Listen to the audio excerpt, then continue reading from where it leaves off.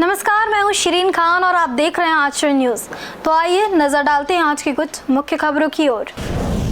महान आर्यमन सिंधिया यूएई के लिए हुए रवाना। MPPSC मेंस परीक्षा के लिए KRG कॉलेज को बनाया गया सेंटर। कियोस्क संचालक ने फर्जी FD बनाकर 200 से ज्यादा लोगों के साथ की धोखाधड़ी। 24 घंटे के भीतर पुलिस ने आरोपियों को दबोचा। मुरैना के इस्लामपुरा में मकान में विस्फोट।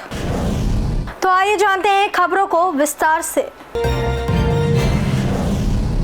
महान आर्यमन सिंधिया यूएई के लिए रवाना। IPF के यूथ चैप्टर का करेंगे उद्घाटन। ग्वालियर डिवीजन क्रिकेट एसोसिएशन के उपाध्यक्ष और मध्य प्रदेश लीग के चेयरमैन महाआर्यमन सिंधिया 3 दिनों के दौरे पर यूएई के लिए आज रवाना हो गए। इस दौरे के दौरान वे 20 अक्टूबर को इंडियन पीपल फोरम IPF के यूथ चैप्टर का उद्घाटन करेंगे और कई प्रमुख कार्यक्रमों में हिस्सा लेंगे। इस यात्रा का मुख्य उद्देश्य भारत, विशेष रूप से मध्य प्रदेश के स्टार्टअप और युवाओं के लिए फंडिंग और सहयोग के नए अवसरों को बढ़ावा देना है। महाआर्यमन सिंधिया ने कहा, भारत में तेजी से स्टार्टअप का विस्तार हो रहा है, लेकिन अभी भी युवाओं को सही सोच और फंडिंग की ज़रूरत है। मेरा यूएई का दौरा इसी दिशा में एक महत्वपूर्ण कदम है। अपने इस प्रवास के दौरान सिंधिया अप्रवासी भारतीयों और व्यापारियों से मुलाकात करेंगे, जिनसे मध्य प्रदेश और भारत के स्टार्टअप में निवेश के लिए एक फंड पूल तैयार करने की योजना है। इस फंड से भारतीय युवाओं के स्टार्टअप को आर्थिक सहायता मिलेगी, जिससे नए उद्यमों को गति और प्रोत्साहन मिलेगा। महाआर्यमन सिंधिया दुबई में इंडियन पीपल फोरम यानी IPF द्वारा आयोजित कार्यक्रमों की अध्यक्षता करेंगे। 20 अक्टूबर की होने वाले यूथ चैप्टर के उद्घाटन के साथ ही वे यूएई में स्टार्टअप चला रहे भारतीय युवाओं से मिलेंगे और उसके अनुभव साझा करेंगे। इसके अलावा Mahaaryaman Scindia IPF business council के सदस्यों से मिलकर अप्रवासी भारतीयों के निवेश के अवसरों पर भी चर्चा करेंगे। MPPSC मेंस परीक्षा के लिए KRG कॉलेज को बनाया गया सेंटर। जूते, मोजे, घड़ी और इलेक्ट्रॉनिक डिवाइस के बगैर देनी पड़ेगी परीक्षा। MPPSC मेंस 2024 परीक्षा के लिए ग्वालियर KRG कॉलेज को सेंटर बनाया गया। 21 से 26 अक्टूबर तक होने वाली मुख्य परीक्षा में 195 विद्यार्थी बैठेंगे। पर्चे सुबह 10 बजे से दोपहर 1 बजे तक होंगे। 1 घंटा पहले यानी सुबह 9 बजे अभ्यर्थियों को परीक्षा केंद्र में दाखिल होना होगा।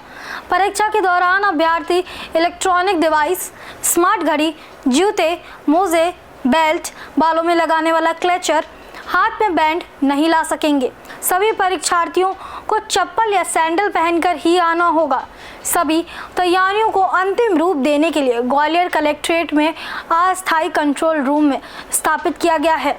KRG कॉलेज में परीक्षा को संपन्न कराने के लिए कलेक्ट्रेट के कक्ष क्रमांक 113 में कंट्रोल रूम बनाया गया है।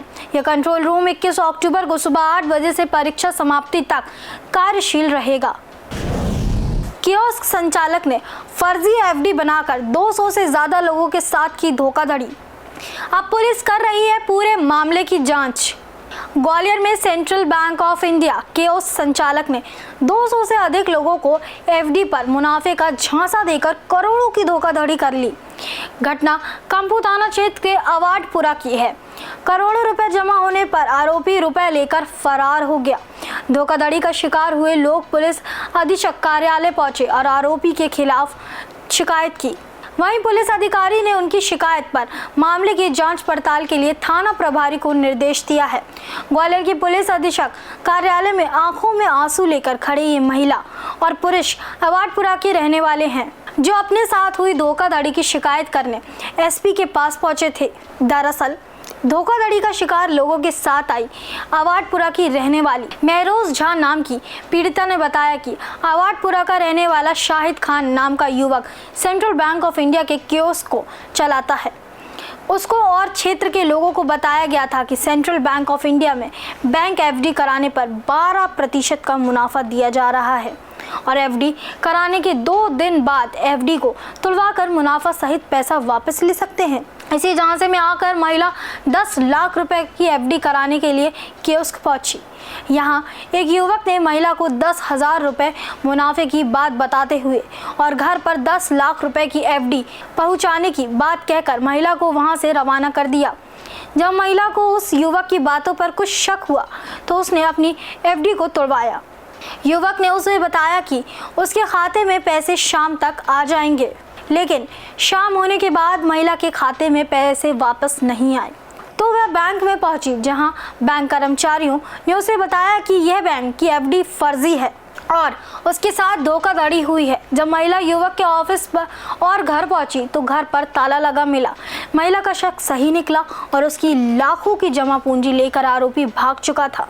आरोपी शाहिद ने पूरे क्षेत्र के 200 से अधिक लोगों के साथ इसी तरह की धोखाधड़ी कर 2 करोड़ से अधिक रकम इकट्ठी कर परिवार सहित फरार हो गया है। जब इस बात की खबर धोखाधड़ी के शिकार हुए लोगों को लगी तो वहां इकट्ठा होकर कंपू थाने पहुंचे, शिकायत की और उसके बाद पुलिस अधीक्षक कार्यालय में अपनी फरियाद लगाई। फिलहाल अपनी फरियाद लेकर पहुंचे लोगों की बातों को सुनकर पुलिस अधिकारी ने उन्हें कार्रवाई करने का आश्वासन देते हुए तत्काल कंपू थाना प्रभारी को मामले की जांच कर कार्रवाई करने का निर्देश दिया है। हमारे साथ धोखाधड़ी करी गई। सेंट्रल बैंक के नाम से केस को खुला था हमारे पड़ोस में। पड़ोस का ही बच्चा था।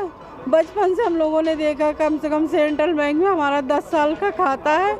उस खाते के बेस पे उसने कही चच्ची यहाँ स्कीम निकली है, जो यहाँ के कर्मचारी, उनके रिश्तेदार या उनसे जो मिलने जुलने वाले उनके लिए 12% मिल रहा है। इस आपके ऑफिस में कुछ लोग कंपू थाना क्षेत्र के निवासी यहाँ आए थे और इनने ये हमें सूचना दी है कि शाहिद खान उर्फ मोनू, उसने एक फ़र्जी कियोस्क बना लिया था और काफ़ी सारे परिवारों से उसने फ़िक्स डिपॉजिट्स करा ली और उसने फ़र्जी दस्तावेज़ इन लोगों को दे दिए। फिर जब उसने कुछ दिन तक ये घटना करता रहा, उसके बाद से वो भी फ़रार हो गया है।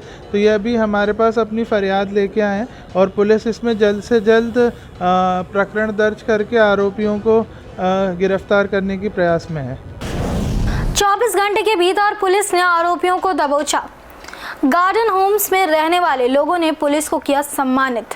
ग्वालियर शहर के विश्वविद्यालय थाना क्षेत्र के गार्डन होम्स फेज 2 में 3 दिन पहले मां बेटी की जान लेने वाले आरोपियों को कुछ ही घंटों के अंदर गिरफ्तार करने वाली पुलिस टीम का स्थानीय निवासियों ने सम्मान किया। गार्डन होम्स के रहने वाले लोगों ने एसपी ऑफिस पहुंचकर पुलिस अधीक्षक धर्मवीर सिंह, एडिशनल एसपी श्री कृष्ण लाल चंदानी और क्राइम ब्रांच की टीम का शॉल और श्रीफल से सम्मानित किया। स्थानीय लोगों का कहना है कि जिस तरह से पुलिस ने इस मामले में 24 घंटे के अंदर पर्दा उठाया है वह तारीफ के काबिल है। सभी 4 आरोपी अब पुलिस हिरासत में हैं। उनसे पूछताछ चल रही है और जल्द ही कानून उनको उनके किए की सजा देगा। स्थानीय लोगों का कहना है कि पुलिस ने जो तत्परता इस मामले में दिखाई वह आगे भी बनी रहे। स्थानीय लोगों ने समय समय पर पुलिस के इस क्षेत्र में निगाहबानी करने और यहां मौजूद गार्ड आदि के बारे में जानकारी दुरुस्त रखने की अपील की है। पुलिस का कहना है कि कुछ कमियां इस दौरान इन अपार्टमेंट देखी गई हैं, इसलिए मल्टी स्टोरीज और विभिन्न सोसाइटी में रहने वाले लोगों को बुलाकर एक मीटिंग भी की गई और उन्हें भविष्य में इस तरह की घटनाओं से निपटने के लिए अपने सुरक्षा गार्ड, सीसीटीवी कैमरे सहित अन्य सुझाव दिए गए। इसलिए जो डबल मर्डर मामला था जिसको पुलिस ने 24 घंटे के अंदर सॉल्व करके आरोपियों को हिरासत में ले लिया, उसके बाद कल पुलिस ने एक मीटिंग भी की थी यहाँ के रहवासियों से, जहाँ पे इनको कुछ सुझाव दिए गए थे अपनी सुरक्षा को और पुख्ता करने के लिए। तो इन सब पुलिस के प्रयासों से खुश होकर इन लोग ने पुलिस का सम्मान किया और आज इस वजह से ये एसपी सर के ऑफिस में आके इन सब ने एसपी सर और सारी क्राइम ब्रांच की टीम को सम्मानित किया और हम इन सब के आभारी हैं कि इनने इस टाइप का जेस्चर शो किया। की निवासी हूँ और हमारे यहाँ डबल मर्डर हो गया। एक माँ और एक बेटी दोनों का मर्डर हो गया। उस मर्डर के कारण हम लोग सब बहुत दहशत में आ गए, लेकिन एसपी, डीएसपी और थाना प्रभारी वगैरह ने विद इन नो टाइम 24 घंटे भी नहीं निकले थे और उन लोगों को पकड़ लिया, जिससे कि हम लोगों को थोड़ी सी राहत मिली और उनको धन्यवाद हम देना चाह रहे हैं। हम ये चाहते हैं कि हमारी सोसाइटी जो है, जिसको कहा जाता है कि गेट बंद, ग्वालियर की पॉश कॉलोनी, हम ये चाहते हैं कि पुलिस थोड़ा सा हमारा सहयोग करे, जिससे कि हमारे वहाँ की व्यवस्था, गार्ड की व्यवस्था स्पेशली बहुत अच्छी बनी रहे और हम लोग सुरक्षित रहें। आज आपने कुछ पुलिस मुरैना के इस्लामपुरा में मकान में विस्फोट, भरभरा कर गिरा मकान, 3-4 मकान भी आए चपेट में। मुरैना के इस्लामपुरा में एक मकान में विस्फोट हो गया। धमाका इतना तेज था कि मकान भरभरा के गिर गया। आसपास के मकान भी चपेट में आ गए हैं। मौके पर पहुंची रेस्क्यू टीम ने मलबा हटाने का काम शुरू कर दिया है। बीच घायल एक महिला को अस्पताल पहुंचाया गया। बताया जा रहा है कि रसोई गैस का सिलेंडर फटने से ये हादसा हुआ। घटना दोपहर 2 बजे के बाद की है। मकान निरंजन राठौड़ का है। बताया ये भी जा रहा है कि मकान में कुछ पटाखे रखे थे। सिलेंडर फटने से पटाखों में भी आग लग गई। मलबे में कुछ लोगों के दबे होने की आशंका जताई जा रही है। धमाका इतना तेज था कि 1 किलोमीटर दूर तक लोगों ने भूकंप जैसा कंपन महसूस किया। शुरुआती जानकारी में पटाखों से आग लगने की खबर थी, लेकिन बाद में पुलिस ने बताया कि घर के अंदर रखे सिलेंडर से विस्फोट हुआ है। बहरहाल मौके पर रेस्क्यू चल रहा है। इस्लामपुरा में रहने वाले लोगों का कहना है कि जिस मकान में विस्फोट हुआ है उसमें टेंट के सामान के साथ पटाखे भी रखे हुए थे, साथ ही रसोई गैस के सिलेंडर भी रखे थे। देश दुनिया की सभी खबरें देखने के लिए जुड़े रहिए आचरण न्यूज से। आचरण न्यूज, हर कदम आपके साथ।